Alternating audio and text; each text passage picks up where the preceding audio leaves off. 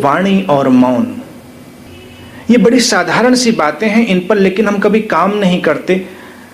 बोलने से, अपनी वाणी से तुम अपनी अधिकतम ऊर्जा नष्ट करते हो। तुम्हारी अधिकतम ऊर्जा बोल बोलकर नष्ट हो जाती, तुम खाली हो जाते हो। और ये पहली बात से ही जुड़ी है कि दूसरा व्यक्ति हो तो तुम्हें अंदर एक बाध्यता महसूस होने लगती कुछ बोलें। कई बार तुम दूसरे के साथ हो, कोई बोलना नहीं आ रहा है, फिर भी तुम्हें लगता है कि बात कहीं से शुरू करें, कोई भी बिंदु उठाएं, मौसम की बात करें, कपड़ों की बात करें, कोई बात करें।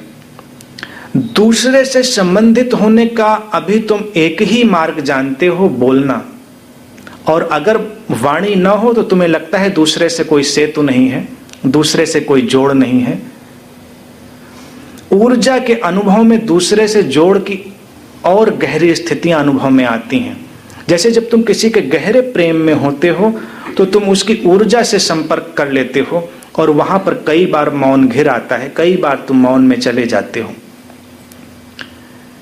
लेकिन फिर तुम्हें लगता है कि कहीं ये गलत तो नहीं हो रहा है, कहीं दूसरा इससे चोट तो नहीं खा रहा है, और तुम फिर बोलना शुरू कर देते हो। फिर तुम बोलते हो और वो सुंदर अनुभव तुमसे खो जाता है। बोलने में भी तुम जो व्यर्थ का बोलते हो उससे तुम्हारी ऊर्जा और नष्ट होती है। बोलने में अर्थवत्ता, सार्थकता अगर होती है तो वाणी तुम्हें ऊर्जावान भी करती है। ये जितने उपाय हैं वो सीढ़ियों की तरह से हैं, उनसे तुम नीचे भी जाओगे, उनसे तुम ऊपर भी जाओगे। उपाय कभी एकांगी नहीं होते, वो वन डायमेंशनल नहीं होते, उनमें दो स्थितियां होती हैं। अगर तुम उनका ठीक उपयोग करोगे, ऊपर खींच लिए जाओगे, उनका दुरुपयोग करोगे, नीचे गिर जाओगे। जैसे गुरुत्वाकर्षण के साथ तुम अगर नासमझीपूर्ण व्यवहार करोगे तो तुम बार बार गिरोगे, और गुरुत्वाकर्षण को समझकर उसके साथ सहयोग करके अगर तुम कोई प्रयोग करोगे तो तुम उससे ऊपर उठकर उड़ान भी भर सकते हो। अब उड़ान भरने में भी गुरुत्वाकर्षण ने ही काम किया है। स्थितियां दोनों संभव हैं। वाणी और मौन तो साधकों के लिए आवश्यक है कि वो अपने जीवन में मौन को एक जगह दें, और उनकी वाणी उनके मौन से निकले तो सार्थक है। यूं ही नहीं बोलें। अगर यूं ही बोलने का भाव है तो चुप रह सकते हैं, बोलना कोई जरूरी नहीं है। और अगर तुम प्रेम पूर्ण लोगों के बीच हो तो बेवजह बोलना तो बिल्कुल ही व्यर्थ है। कम से कम 1 घंटे मौन का रोज प्रयोग सभी साधकों को अवश्य करना चाहिए। दिन में कम से कम 1 घंटे मौन अवश्य बैठें, केवल अपने साथ, और वाणी का सदुपयोग करें। और जब बोलने की घटना घट रही है तब उसमें अपनी सजगता को जोड़ लें। बोलते बोलते जाग जाएं, देखें कि तुम क्या कह रहे हो, क्यों कह रहे हो। बोलने की जो घटना है वो भी आइसबर्ग की तरह की घटना है कि कुछ तुम बाहर बोल रहे हो, कुछ तुम अंदर बोल रहे हो, कुछ आउटर डायलॉग है, कुछ इंटरनल डायलॉग है। तो वाणी ऐसा नहीं है कि जिसे तुम अपने होठों से कह दे रहे हो वही केवल तुम्हारी बोलने की घटना है। तुम्हारे अंदर इंटरनल डायलॉग भी चल रहा है, अंदर अंदर बोले चले जा रहे हो।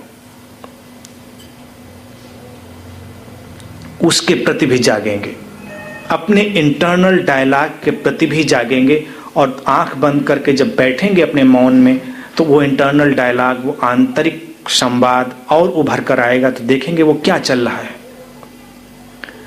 तुम देखोगे कैसी व्यर्थ की अराजक बातें जिनका कोई तारतम्य नहीं, कोई संबंध नहीं, सब बिखरी बिखरी सी।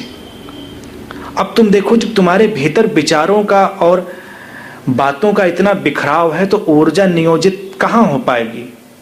वो नियोजित नहीं हो पाएगी, चैनलाइज नहीं हो पाएगी। जैसे सूरज की सारी किरणें बिखरी बिखरी हैं तो उनमें एक अलग ऊर्जा है, कम ऊर्जा है। उन्हीं किरणों को तुम फोकस कर देते हो तो वो जला देने की क्षमता भी अर्जित कर लेती हैं, उनमें और ताकत आ जाती है। ऐसे ही जब तुम्हारे भीतर की बातें जो बिखरी बिखरी हैं वो शांत होती हैं और चैनलाइज होती हैं, तो तुम्हारे भीतर एक गहरी ऊर्जा का विस्फोट होता है।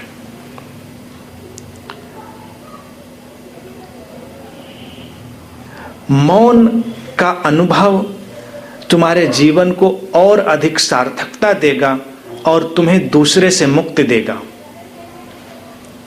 जो लोग कई बार घर में अकेले रह जाते हैं, वृद्ध हो जाते हैं, उनका मैं एक ही रोना या शिकायत सुनता हूं कि कोई मुझसे बात नहीं करता, मैं अलग अकेले पड़ गया हूं, अलग थलग।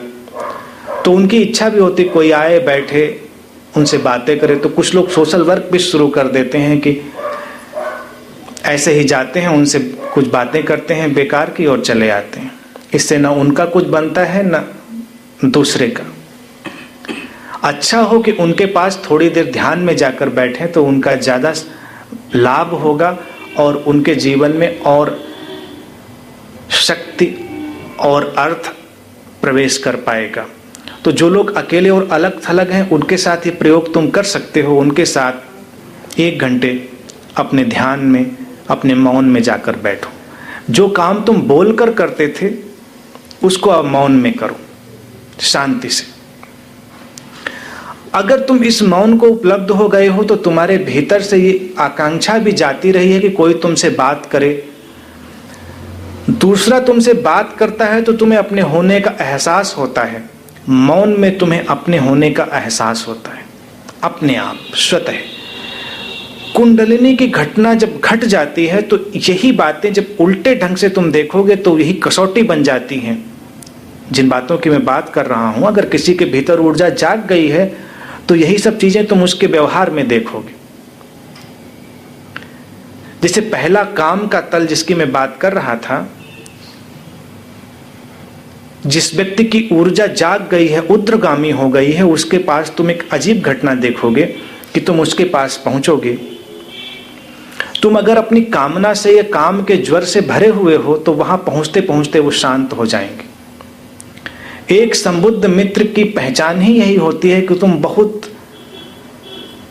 आतुरता से, बहुत एंजाइटी से, बहुत फीवर से भरे हुए उसके पास पहुंचे हो और जब तुम उसके पास बैठे हो तुम देखते हो तुम्हारा तूफान धीरे धीरे खत्म हो गया है।